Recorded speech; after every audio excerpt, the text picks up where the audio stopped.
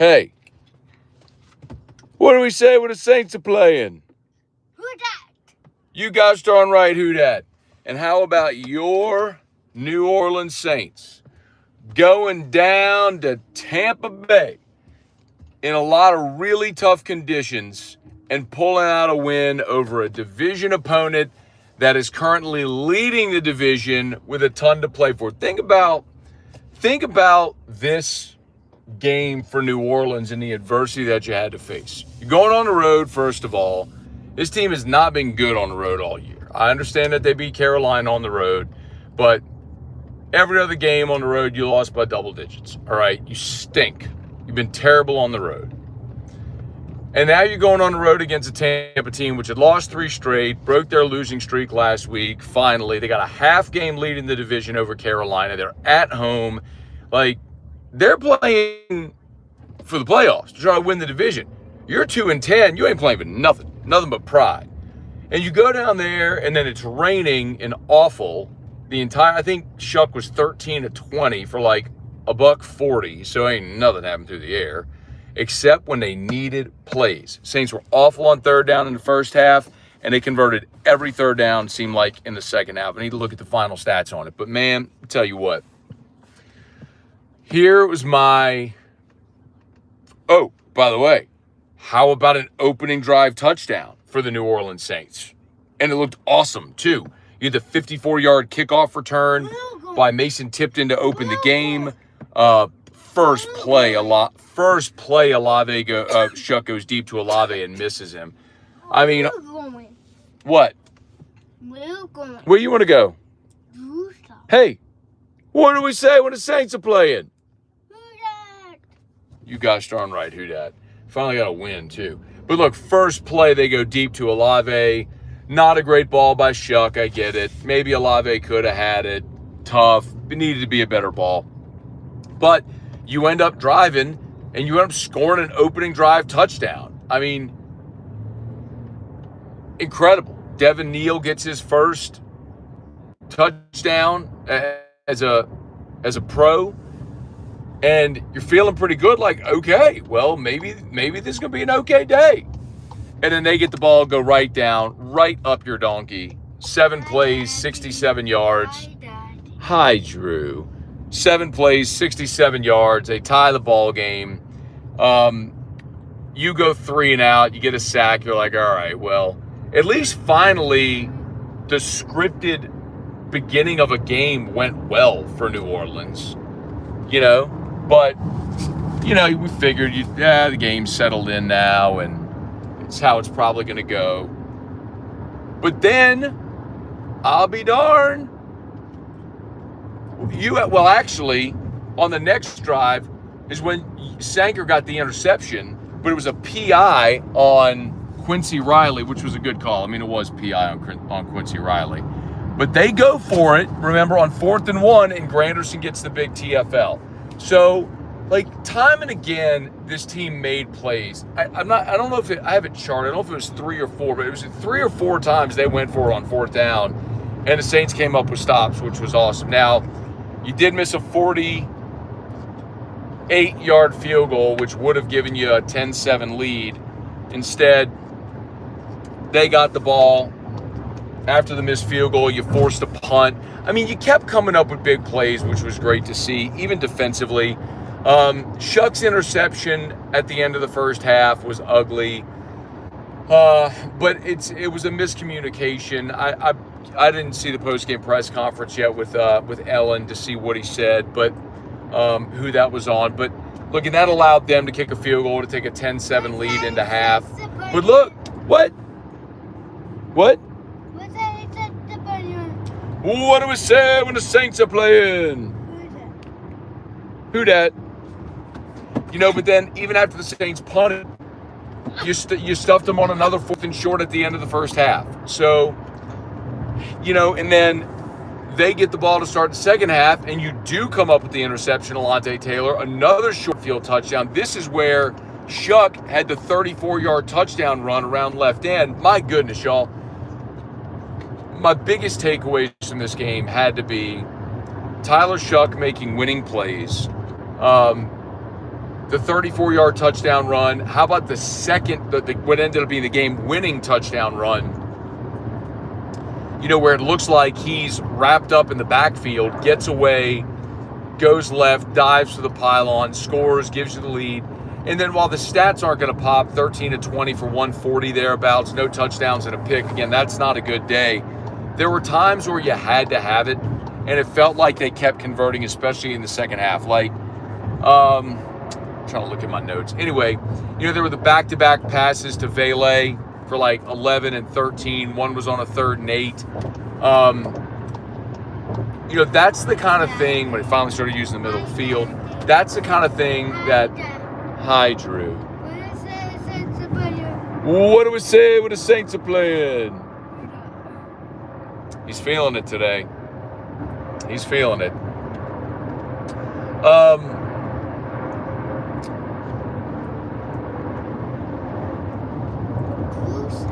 I know while I'm driving here, not looking at the comments, but I'm getting to a red light, so I'll be able to look here in a second. I know there's going to be people saying, oh, you're screwing up the draft pick by winning. Baloney. I ain't interested in that. I understand you want as high a draft pick as possible. I get that. And I understand winning lessens your opportunity at a top pick. But I would rather the team be playing well, establishing Tyler Shuck as your guy, so you know going into the draft you don't have to take a shot on a rookie. All right. There it was. 3rd and 10 in the fourth quarter. 3rd and 10, Olave for 13 yards. 3rd and 8, Neal had the screen pass for 14 yards. 3rd and 7, Vele for 11 yards. I mean, you know what? Like, there were some of those plays in the second half where you look and you go, all right, let's go. Shuck it. So... What? Hi, Dad. Hi, Drew.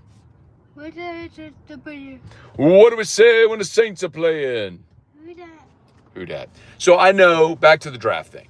I know there's going to be people who say you want to lose, you want to get a better pick, all that stuff, and I understand that. I do understand the concept. But I would rather Tyler Shuck play well, you win a few games, and you go into this offseason feeling like we feel like we got our guy. Because if he plays like crap and you keep losing and you get a top pick, fine. You get the 1st or 2nd pick, and then what? Then you're drafting another rookie quarterback and hoping that you hit. I'd rather know in the next 4 games that you feel like you hit on Shuck. So you're going into draft and free agency with actual money to spend because of Carr's retirement. Not because Mickey Loomis did anything. Because Carr retired. I mean, Loomis put you in that spot. So you actually have money to spend. And then on top of that, you crazy, man. And then on top of that, you can go into the draft not needing to draft a quarterback. You can go into the draft with a top 5 pick, whatever it is, top 7 pick, and pick the best player available. Maybe the best receiver in the draft. Maybe a top-tier corner. Maybe an edge rusher. That's what I'm hoping for here in the next 4 weeks. I'd rather them win. Now, if they stink and they go belly up and they lose, it's what it is. But you got some opportunities, man. I'm not saying you're going to go out there and win, your next 4, but you got some opportunities. You're going to play. You play Carolina. You're going to play Atlanta again, who got crushed today by Seattle. You can play the Jets. You're going to play the Titans. I mean, you got some winnable games. I mean, how many? I don't know, but you're at 3 right now. I know everybody who's got the Saints win total, like, under 4.5, or whether you got 4.5, 5.5. I know some of y'all got to be sweating that now at 3. Excuse me. But also loved how the Saints played the end game scenario. I did not love throwing the incomplete pass with 1:40 to play, stopping the clock, minute 48 to play, stopping the clock. Did not love that, Ellen. They were out of timeouts. You could have run the ball, chewed 40 seconds. They would have gotten it, had to go the length of the field, needing a touchdown, and it would have had no timeouts. Inside of the 2-minute war. What? What do we say when the Saints are playing? Who dat? I did not love that. However, did like the decision after, well, look, I mean, they had gone for it, converted Ruiz ineligible men downfield. One thing I would have liked to have seen them do was challenge the spot on the third down where it looked like Devin Neal got the first. They marked him short. The Saints decided to go for it. They convert, but Ruiz was an eligible man downfield because Caesar salad is awful and it's all he's good for is ruin everything that they do. But I didn't love the decision not to challenge a spot right there because I think you probably had gotten that first down and maybe you get the touchdown and you saw the game away right there. So I think old Ellen, but kicking the field goal there, right decision. I think old Ellen still has some game management, clock management type things I'd like to see him better at. But, oh gosh, and how about Ibuka dropping the touchdown? When they ended up settling for the field goal. I mean, after the Shuck touchdown to put the Saints up 24-17, Ibuka just, I mean, dusted Quincy Riley. And Baker put it a little high, but Ibuka still should have caught that ball. I mean, that would have tied it. So, would have changed the dynamic of the game. But in any event, 10 penalties. I don't love that either. What? It's a blow. I don't love the 10 penalties.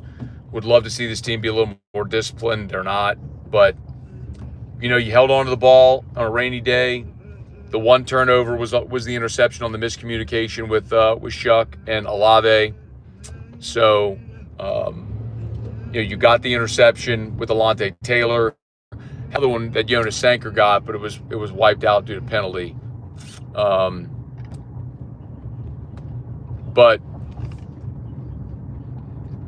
hey, man, let's be real. We've seen a lot of bad football this year. Had a lot of losing Sundays, man. Give me a little something good, a little feel good in the belly. I'm gonna take it. Please smash that like button if you would. Subscribe to the channel. Appreciate y'all for being here. Sorry we're late.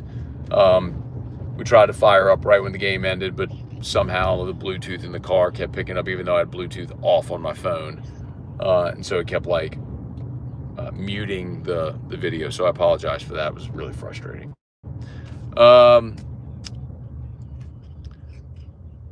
Yep.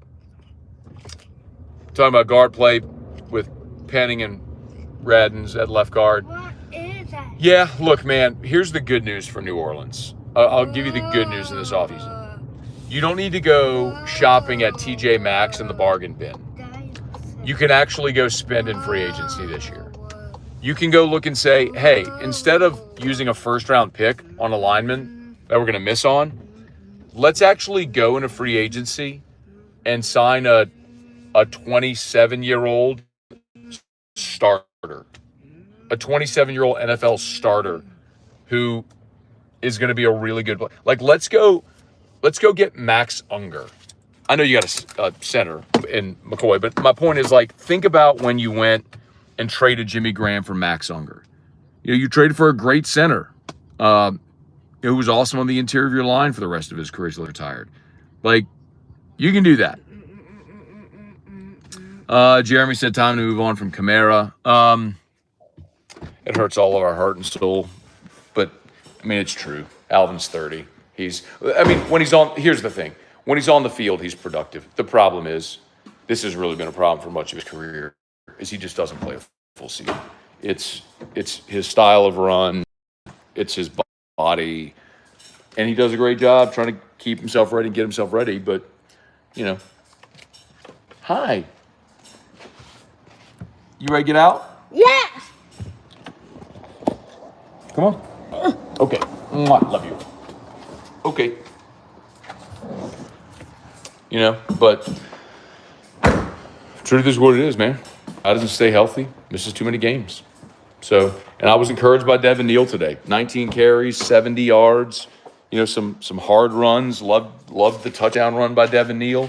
It's kind of the thing all year that you were hoping to see was, can these young players, can you establish some cornerstone players, you know, for the future? So, hopeful and encouraged by that. By the way, Erica, Volkswagen.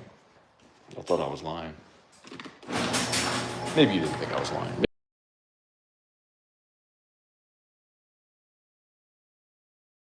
Oh, Erica does not want to be shown on the stream. All right. I need to ask a question. Does anyone else know of this? Apparently, this is the new thing this year where you only have what is this stuff called, Erica? Norfolk Pine Green. What? Norfolk Pine Green. Norfolk Pine Green. Anyway, Real touch. where you just do down one side. I mean, it kind of makes it look like we bought the cheap one that only does. It's not cheap, and it's the style. But that's what I'm saying. It's the style, but it makes it look like you just only did 2/3 of the mantle. Kind of looks like that. I'm saying it's the style. We got some decor over here. Here's Drew with all of his every singing Christmas toy in the history of mankind. Huh. Got them all here. There's a tree. A lot of people always ask to see the decor. There's the tree.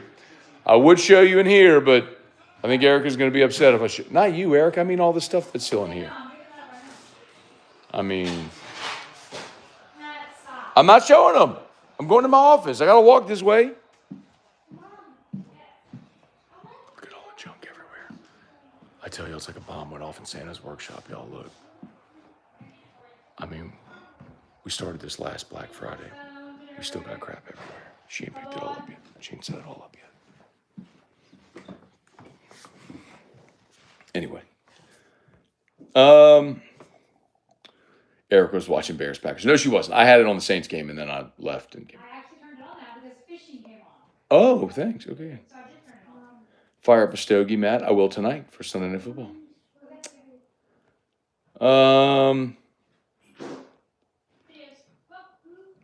Let's see. Loved our commitment to the run. Shane said, you're a great dad. Matt, best job in the world. Thank you. O-line is trash. I largely agree. Although I am optimistic about Banks. Like, I don't think that I've seen, I'll look up the PFF grades and all that. But I can't tell you that I feel like I've seen Banks just get destroyed this year. I think he's held his own and is going to get better. Louisiana Guy Sports Talk, great game. Loving the quarterback. Coach definitely has to pick penalty issues. That's been a problem all year. Saints need to put Ruiz as the center. I mean, the problem with that is, I don't know if you mean right now, but, McCoy is your best offensive lineman, and he's your starting center. I understand he's hurt right now. I don't know if you just mean for the rest of this year. Fourth time's the charm. All right, y'all. I think we're just about done. Appreciate y'all for hanging. So I'm going to knock out a Locked on LSU, by the way, talk a little bit about the bowl game and some staff stuff. So we'll get that knocked out here in a smidge. So for those who want some LSU content, we'll have that for you. Let's see. The Saints need a quarterback in the 2026 draft. So, Jake, that's my point. Is like, oh, by the way, Jake Hester. Put that. My hope is over the next month, the next 4 weeks, we see enough from Tyler Shuck to where we don't feel like the Saints have to go and use a draft pick on a quarterback. Like, I hope you come out of this feeling like you got your guy. Like that guy. Believe that. And maybe not. But I would love to see it over the next 4 weeks to where you come through this feeling like, all right, I've seen enough from Shuck to know that that's our guy at the start of next year. Let's surround him with a competent offensive line. What? Praise. Did you say praise? Yeah. Erica said, let's surround him with praise. No. I mean, like, let's surround him with an offensive line that can block for him and good weapons that he could throw to see if you could actually win some games with him. Because I feel like I've seen some stuff from Shuck that makes me go, touchdown runs were awesome. More mobile than I think we talked about leading up to this year and after the draft. Certainly has the arm strength. And I like the maturity, man. It's what you'd expect with a 37-year-old rookie. What are you doing? We're adding bows to the chandelier. Can I show them? Not yet, no. I mean, they're not going to be able to tell from far away. They're going to be able to see you from far away. No, absolutely not.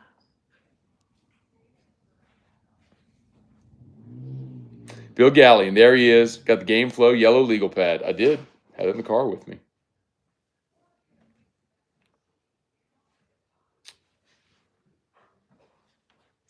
Pierce, Matt, you hit the nail on the head, building around Shuck. These fans wanting us to tank, no good.